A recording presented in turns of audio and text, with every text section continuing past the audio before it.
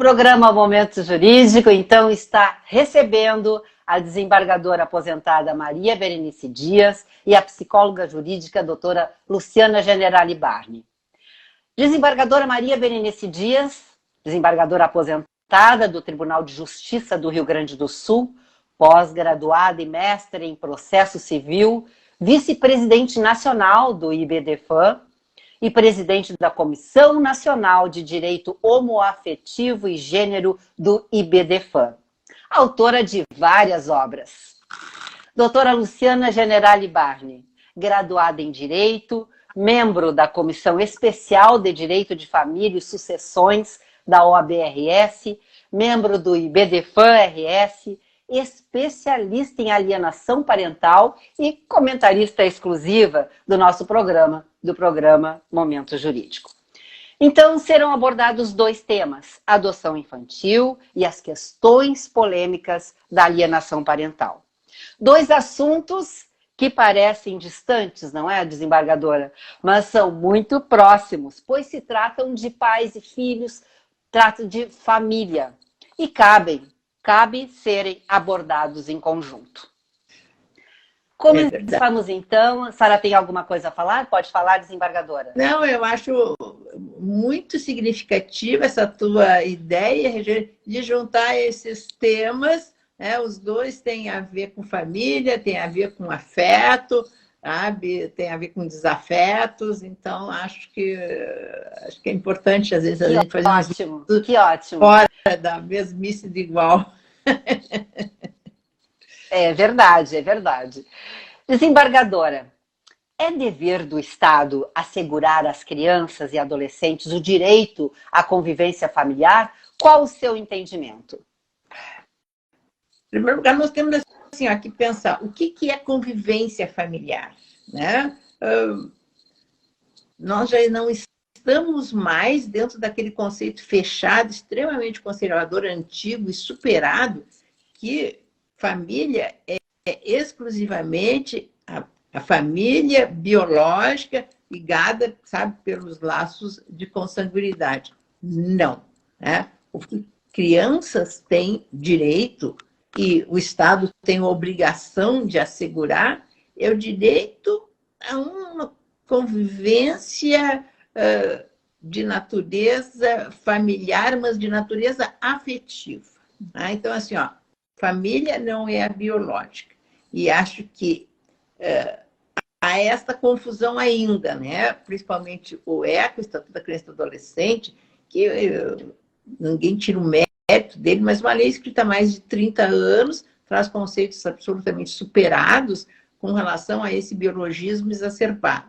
Então, em face disso, sempre que há o afastamento de crianças ou de adolescentes do convívio da sua família, né, original, por maus tratos, por negligência, ou por a mãe não ter, ou o pai, condições de cuidar e ficar com aquele filho, enfim. Mas assim, ó, aí entra a obrigação do Estado da convivência familiar.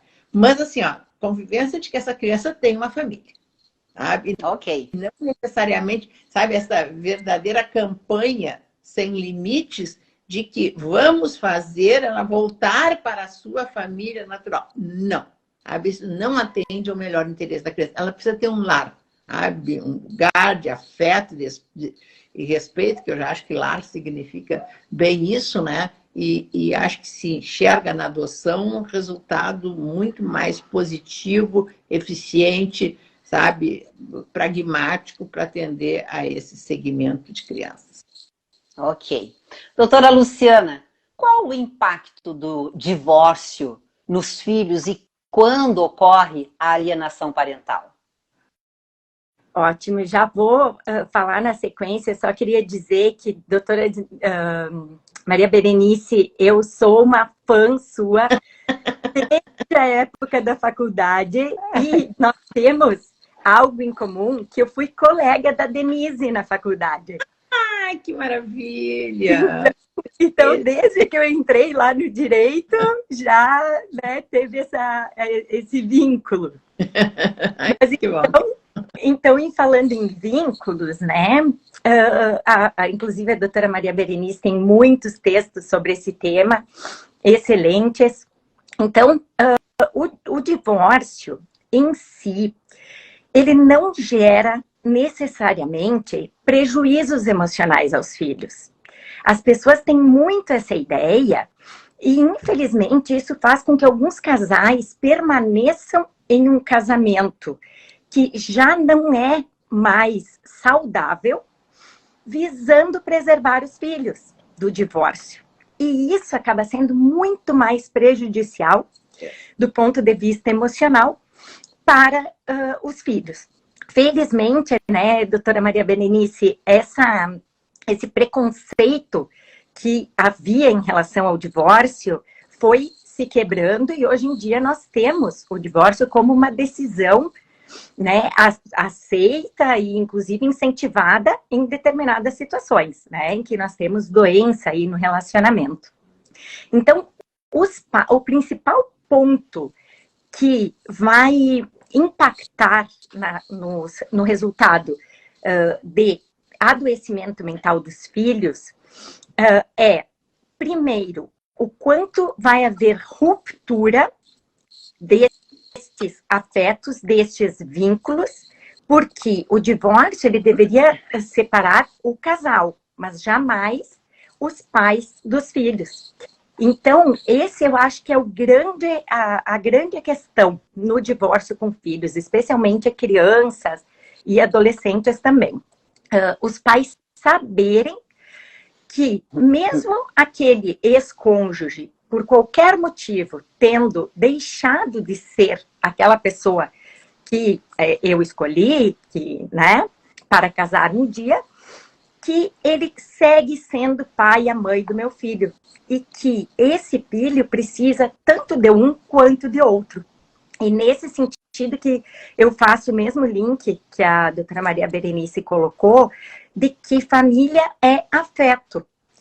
Então, não necessariamente é um pai e uma mãe, não necessariamente é o casal que está em conflito quando se separa, muitas vezes avós, é que acabam gerando esse adoecimento.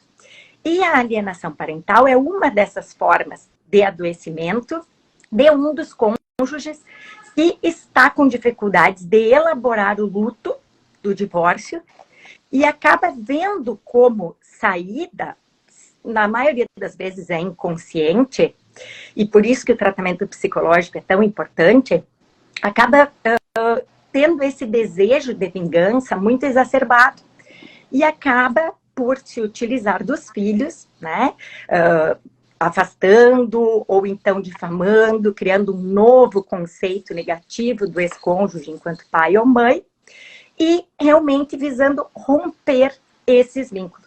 É por isso que é algo tão triste, né? Tão sério.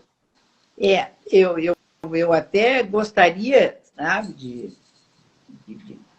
chamar atenção para um aspecto que eu acho importante, é essa sacralização absolutamente desmesurada da maternidade, né? Parece assim, os filhos são de propriedade da mãe, sabe? A mãe que pariu, mãe que embalou, sabe? Mãe que dobra para o coração, mãe padece no paraíso, enfim. Então, assim, ó, quando acontece um rompimento, quando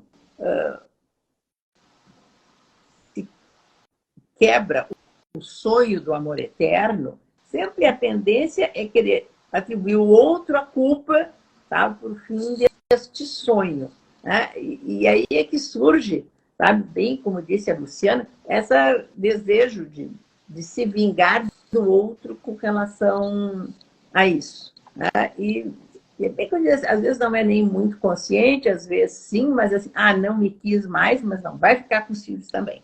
Sabe? Então, a gente tem que se dar conta dessa, sabe, de toda essa estrutura ainda bem conservadora da nossa sociedade, enfim, de que, sabe, nós temos isso. E agora nós estamos vivendo essa realidade onde os pais estão cada vez mais participativos, até porque as mulheres estão no mercado de trabalho e eles têm que Exatamente. participar mais. Só que daí, na hora que separa, eles querem conviver mais com os filhos também.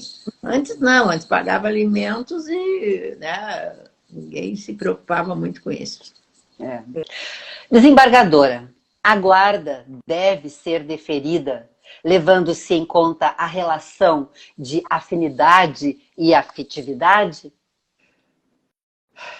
Pois é. Deveria sempre isso se dar, né? Tanto no divórcio, se vai ficar com um ou com o outro e não ficar sempre com a mãe, só tirando da mãe, assim, ó, quando ficar comprovado que ela é um horror, né? E também nessas situações onde as crianças são afastadas, né, pelo Estado dos pais. Então, assim, ó, se houve esse afastamento, é sinal de que alguma coisa, né, existe. Para que lado nós temos que olhar para a criança? Então, assim, mas a lei busca tentar resgatar, fazer a mãe sair da droga, o pai arranjar emprego, parar de beber, enquanto essa criança fica literalmente depositada em abrigos, sabe? Então, assim, o que está se procurando? Parece que mais atender ao interesse dos pais do que ao interesse das crianças. Bom, e quando se chega à conclusão que, de fato, isso não vai acontecer, e isso já se passa há muito tempo, então vão atrás desta família extensa, que chamada, com quem a criança teria esse grau de afetividade e convivência. Só isso seria a família extensa. E eu acho que essa família extensa não existe. Nesses casos, sabe, em que foi afastado. Porque se existisse, essa criança não chegaria a ser institucionalizada. Ou a avó, o tio, a madrinha, sabe, ia dar um jeito de procurar, sabe, não permitir que isso chegasse ao ponto em que se chegou. Então, durante todo este procedimento de busca família, busca parentes distantes que nem sabiam que a criança existia, nem nada, essa criança vai acumulando muitas frustrações. Porque assim, ela fica na expectativa que vai voltar para o pai e para a mãe, sabe? Depois fica na expectativa de ver se a avó vai uma vez, depois não aparece mais e tal. E aí aparece a tia, não, então vou ficar. Isso assim, ó, é uma coisa tão incongruente, porque assim, para entregar uma criança à adoção de alguém, eles fazem uma tal investigação, tal treinamento, tal, sabe, que chega a levar 2 anos, um absurdo, né? Agora, para ver se a pessoa vai ter condições de adotar. Agora, se é para entregar para algum parente, não tem nada. É parente, é tio, vai lá e entrega a criança sem nenhum tipo de acompanhamento, nem nada. E assim, 80% da devolução das crianças são por parte dos parentes. E assim, ó, então, durante todo esse processo que é longo, a média de 5 anos, 6 anos, 7 anos, essa criança ficou dentro de um abrigo. Então, depois desse momento, não, então tá, vamos disponibilizar para adoção. Bom, aí essa criança, ela já cresceu dentro do abrigo. Ela já não teve aquela, e a Luciana pode falar muito melhor do que isso, dessa indispensável cuidado, convivência, aconchego, sabe, com alguém que ela identifique, né? Não é com esses cuidadores, sabe, que vivem no revezamento, né, dentro dessas instituições, que são, no fundo, terras de ninguém, porque ninguém mesmo se preocupa com as crianças que estão lá, nem o judiciário, nem o Ministério Público, nem a Defensoria Pública, ninguém, sabe? Lá, as crianças ficam lá dentro. Então, quando elas são disponibilizadas para adoção, elas já estão numa idade que não corresponde ao perfil que as pessoas que querem adotar sonham, precisam não ter um filho idealizado, né? Olha, aquele filho que eu queria. Então, assim, acaba culpando os candidatos à adoção. Não, mas eles querem as crianças que não são as que estão disponíveis. Só que essas pessoas também não têm acesso a essas crianças. Elas estão, por isso, o projeto Crianças Invisíveis, sabe? Simplesmente ninguém vê essas crianças. Então, eu acho que o encantamento, o gostar nasce do olhar, tá? Que acaba assim, e essas crianças ficam lá dentro do abrigo até os 18 anos. Literalmente encarceradas. Ninguém pode nem fazer trabalho voluntário. Sabe? Ninguém tem a chance de se encantar com uma criança. E tem mais, tem um número grande de crianças que têm algum tipo de problema, algum tipo de deficiência, algum tipo de doença. Olha, claro que o filho idealizado não é isso, sabe? Mas como é que uma criança, sabe, vai ser adotada, a não ser quando alguém chega, conhece, se encanta por ela e resolve adotar. Eu queria uma menina branquinha, de olho azul, de 2 anos de idade, mas se tiver possibilidade de conhecer, vou lá, encontro um menino de 7 anos que não fala, que tem problema, isso e aquilo, mas eu me encanto com ele, sabe? E isto, a gente sabe o que acontece. Quem adota a criança com algum tipo de problema é porque se apaixonou pela criança, né? Então, mas não existe a oportunidade que isso aconteça. Aí essa desgraça que é no Brasil. Aí é que entra a perícia psicológica, não é, doutora Luciana? Sim. Pois é. Quais os recursos que utiliza e quando é solicitada? Sim. Em relação à adoção especificamente, tem toda uma avaliação, como a doutora Maria Berenice colocou, que às vezes atravanca o processo, né, e acaba levando à desistência, né? E essa avaliação que acontece na adoção, eu nunca acompanhei na minha prática, mas ela é muito falha, na medida em que, mesmo passando por todas essas avaliações que os casais passam, existem as devoluções, né? Então, em tese, essa avaliação seria para minimizar a chance de não dar certo a adoção. Mas sabe por que devolve, Luciano? Porque passa muito tempo. Tu entende? Assim, as pessoas têm um momento, um time, que ou não pode ter filhos, ou não vou ter filhos, vou adotar. Então, vai lá, vai se habilitar, leva um tempo, um processo de habilitação, aí fica naquela expectativa, às vezes arruma quarto e tudo e tal, e passa o tempo, e ninguém chama, eu não tenho. Tu entende assim? Isso às vezes muda, depois de 7 anos, sabe? Então, às vezes já mudou o teu foco de vida, sabe? Tu já foi fazer uma faculdade, tu já pegou cachorro, tu te mudou, tu te separaste e tal. Tu entendesse assim, ó? Existe isso. Então, às vezes o que acontece é isso. E eu acho que as devoluções acontecem muito mais porque as adoções são impostas. Então, a pessoa está em casa e um dia recebe um telefonema dizendo assim, olha, lá no Piauí tem uma criança que corresponde ao perfil que tu tinhas escolhido.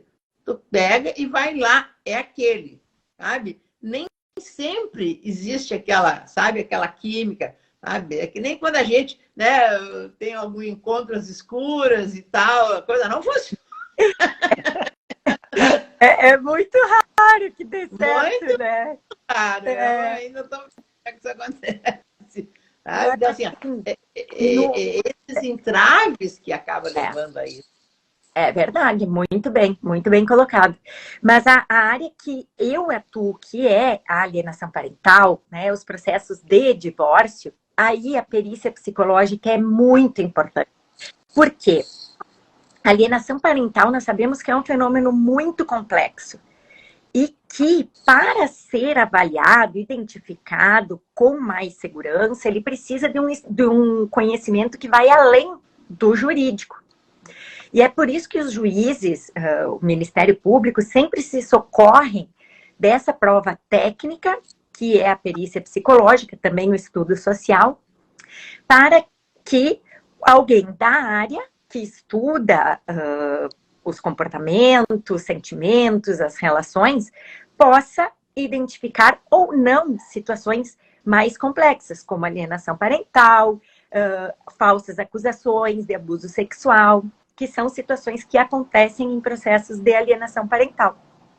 Mas a ideia, Regiane, é que essa avaliação seja o mais ampla possível, que não se restringe só a pai, mãe e filho, que é o que nós vemos na prática, como entrevistar cada um. Precisa entrevistar outras pessoas que colaborem para a compreensão desta família. Sejam avós, babás, cuidadores, professores, enfim. Pessoas do convívio da criança. Exato, outras fontes de informação. Porque senão a tendência é o profissional, por mais que queira se manter imparcial, comprar a história de um ou de outro.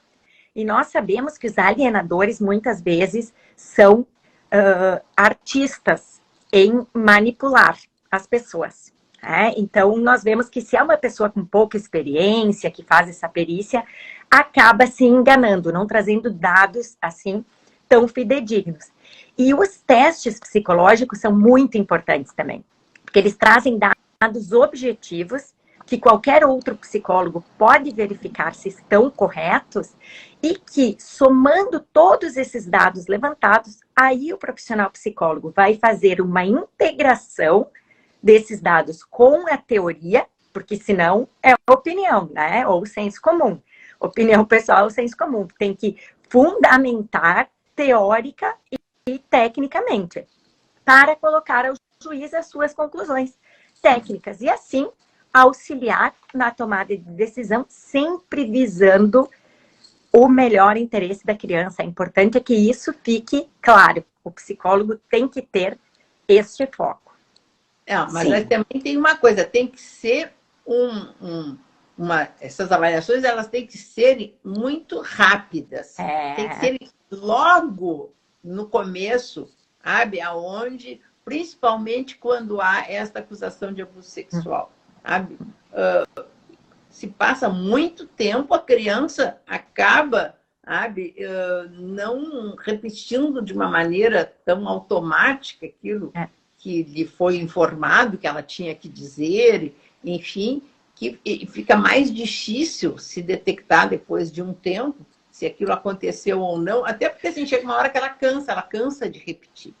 E, aliás, assim, nós temos algo que eu acho que é um orgulho para o nosso Rio Grande do Sul, que começou aqui, agora é lei federal, que é o depoimento especial, ou seja, crianças e adolescentes nessas situações mais vulneráveis, elas têm que ser ouvidas uma única vez por uma pessoa especializada, um técnico, num ambiente lúdico, sabe? Onde a pessoa fica com um ponto, né? Os juízes e as partes, advogados fazem perguntas por ali e ela, conversando com a criança, sabe, colhe este depoimento da criança. Eu não sei o que tu acha, Luciana, mas eu acho um meio muito rico, uma prova muito rica que se tem com isso. Houve uma grande resistência da adoção com relação a essa técnica, mas eu acho que ela é muito, muito preciosa. No levantamento que foi feito, eu vi que ela é usada com muito pouca frequência em casos de alienação parental. Quando eu acho que, sabe, que não é só quando a criança criminais de abuso sexual, é a grande maioria, enfim, mas acho que está se deixando passar por isso. E tem umas circunstâncias que eu acho assim, incrível, eu até gostaria de saber a tua opinião, Luciana. É que, bom, em primeiro lugar, o Estado, em geral, ele não tem este quadro de profissionais para fazer essas avaliações. Não tem. Não capacita. As pessoas têm que ser concursadas, né? Não é, por exemplo, no interior do estado, onde a Denise mora e trabalha. Então, assim, aqui o prefeito conta com a boa vontade da prefeitura de pegar alguém da faculdade, estudante, com professor e tal, que se dispõe a fazer isso. Não.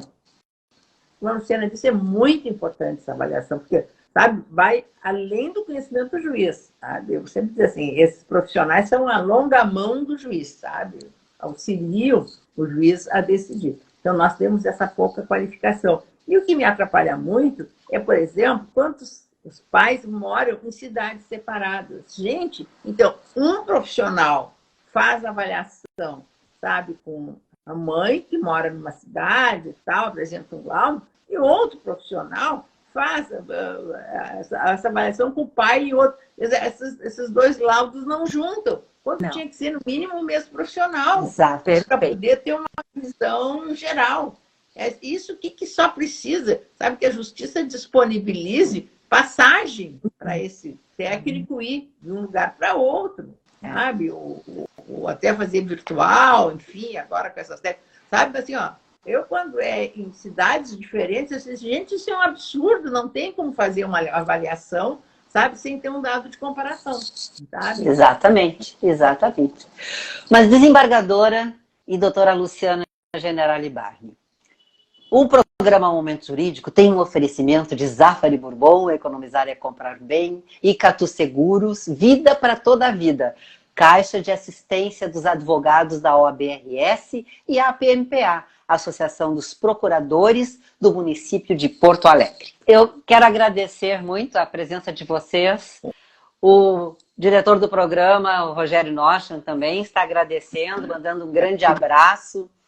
E não poderia ser melhor esses dois temas, né, ser abordados, né, justamente com vocês duas, e que abrilhantaram a nossa live e o programa que vai ao ar no canal 20520 da NET na quinta-feira, às 20 horas. Vocês serão todos comunicados dessa live no programa. Muito obrigada, um grande abraço e até a nossa próxima oportunidade. Com certeza. Uma boa noite a todos e muito obrigada por todos elogiando muito a presença de vocês também. Vou falar para a Denise. Isso mesmo. Eu também adorei, estou muito honrada, feliz e realmente não se viu o tempo passar. Temos que fazer a parte com certeza. Uma boa noite, um grande abraço e beijo para vocês. Muito obrigada. Abraço, obrigada. Todos os dias, faça sol ou faça chuva, os Nakamura se encontram para cultivar esses lindos tomates vermelhinhos. Os mesmos que a Alice nunca deixa de comprar quando vai no Zafari. E sabe por quê? Porque de uns tempos pra cá, o Paulo Roberto se revelou um pizzaiolo de mão cheia. A vida acontece quando você se encontra. Olhei para o relógio, procurando a precisão, e vi que todo mundo precisava de oração. Então eu descobri que para tudo ter sentido nessa vida eu precisava proteção. Do seu amor, vou lhe dizer, assim como a cigarra primavera, eu espero a nova era, eu preciso de você.